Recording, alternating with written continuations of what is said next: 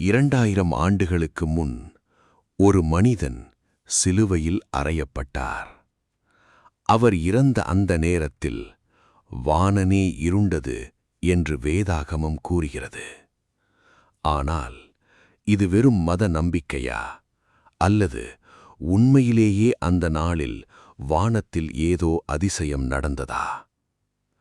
மத்தேயு 27:45 இப்படி கூறப்படுகிறது: 6ஆம் மணி முதல் 9ஆம் மணி வரை தேசமெங்கும் இருள் உண்டாயிற்று.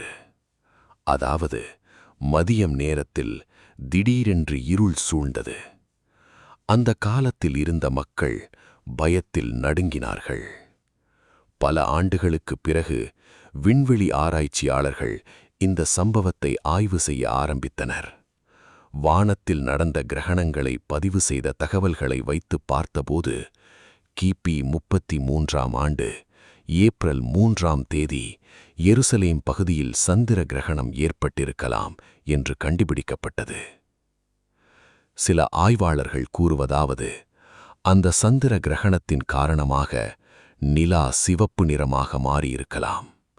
இதைத்தான் வேதாகமத்தில் இரத்தம் போன்ற சந்திரன் என்று குறிப்பிட்டிருக்கலாம்.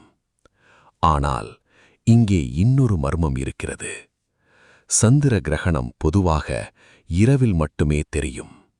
அப்படி இருக்க மதியம் நேரத்தில் ஏற்பட்ட அந்த இருள் என்ன? சில வரலாற்று ஆய்வாளர்கள் கூறுவது அது ஒரு பெரிய மணல் புயலாக இருக்கலாம். மற்றவர்கள் சொல்வது அது மனிதர்களால் விளக்க முடியாத ஒரு அற்புத நிகழ்வு. 2000 ஆண்டுகள் கடந்துவிட்டன. ஆனால் அந்த நாளில் நடந்த சம்பவம் இன்றும் உலகம் முழுவதும் பேசப்படுகிறது. அது வெறும் இயற்கை நிகழ்வா, அல்லது மனித வரலாற்றை மாற்றிய ஒரு தெய்வீக அடையாளமா?